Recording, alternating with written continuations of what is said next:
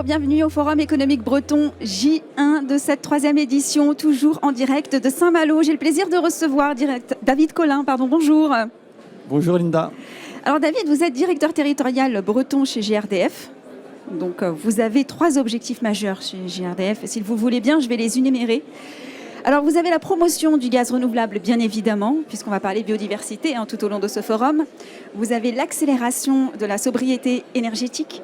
Vous avez également le développement des nouveaux usages, comme la mobilité durable, avec le bio-GNV, dont on parlera tout à l'heure. On peut dire finalement que vous êtes une sorte de facilitateur des usages. Comment ça se matérialise sur le terrain, tout ça? Alors c'est très bien résumé.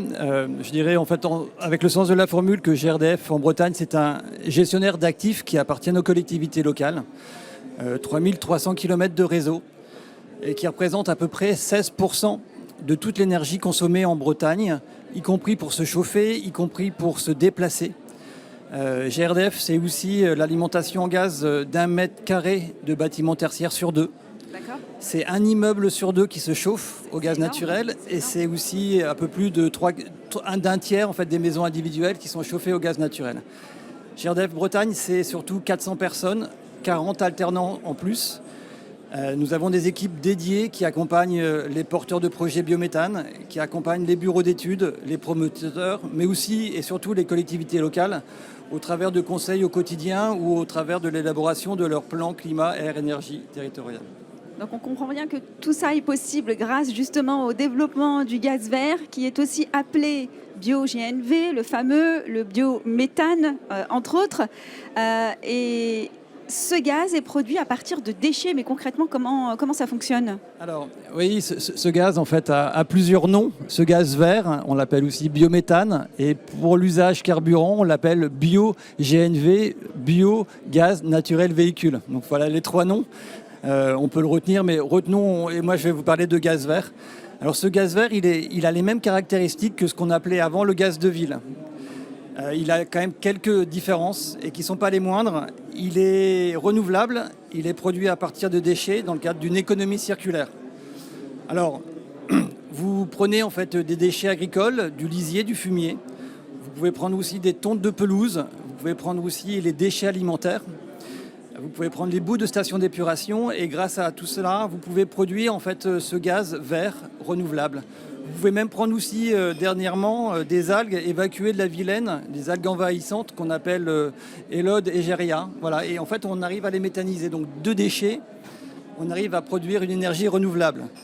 Ça a 2 impacts majeurs. Le premier sur la qualité de l'air.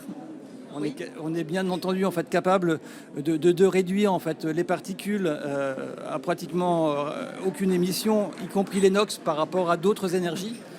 Et puis on est aussi capable de protéger le climat, en fait, puisque en analyse de cycle de vie, le bio-GNV est une des énergies qui se positionne le mieux en termes d'émissions de CO2. Et donc ça, en fait, on en est vraiment en fait, fiers, et c'est pour ça qu'on essaye de le développer. Pour l'usage carburant, en fait, il est déjà bien implanté. Ça veut dire que la transition énergétique est déjà au cœur en fait, de nos principales grandes villes bretonnes, et pas seulement que les grandes villes. C'est à peu près un bus sur 2 qui est immatriculé au GNV. Dès à présent, au bio-GNV, c'est un quart des bennes à ordures. C'est entre 6 et 17% des camions, en fonction des constructeurs, qui fonctionnent déjà au GNV. Voilà, et puis pour donner quelques exemples, c'est la ville de Rennes qui a fait le choix à la fois d'une solution électrique et bio-GNV.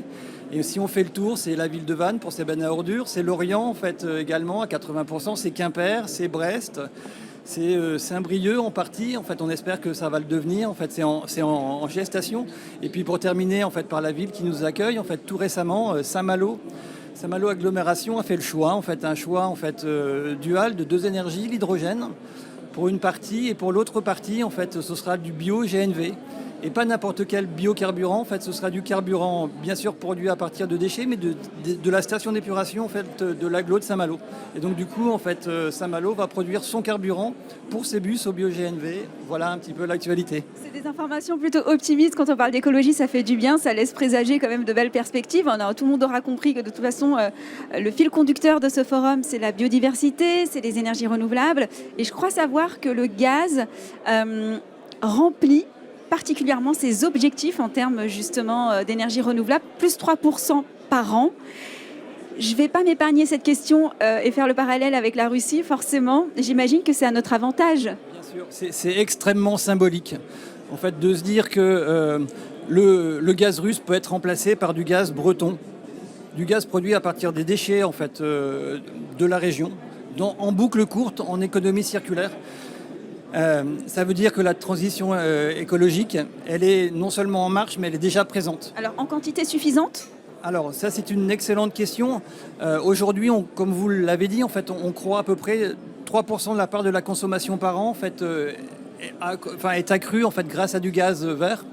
Et on estime qu'en 2025, l'intégralité en fait, du gaz venant de Russie, en fait, les 15 ou 16% pourraient être produits en fait, par du gaz en fait, produit en, fait, en Bretagne à partir justement de ces déchets.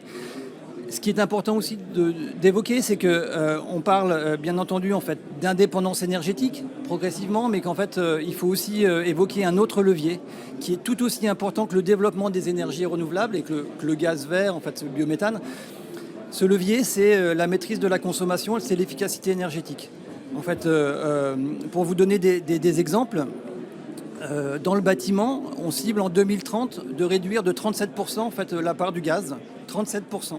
Grâce en fait, à des efforts en, fait, en termes de nouvelles chaudières plus efficaces. C'est aussi 17% au niveau de l'industrie qui vont être réduits. Et donc vous voyez bien en termes de... par rapport à l'actualité que vous évoquez, en fait, on accompagne, on essaye de faire accélérer en fait, la sobriété énergétique et puis en même temps on essaye d'accompagner le développement des énergies renouvelables. Tout ça, ça doit pouvoir permettre en fait, à ce que nos entreprises et les clients qui utilisent du gaz puissent être assurés en fait, sur l'alimentation en fait, de cet hiver et des hivers à venir. Ouais. Ok, vos projets et perspectives d'avenir pour l'avenir, pardon. Tout à fait, en fait. Pour vous donner des chiffres, parce qu'en fait, c'est aussi comme ça qu'on peut crédibiliser en fait, ce qu'on se raconte, là, ce que j'ai le plaisir d'évoquer avec vous, c'est 62 méthanisations en fait, qui injectent dans le réseau dès aujourd'hui. En fait, c'est 25 de plus que l'an passé, 28 qui sont en construction.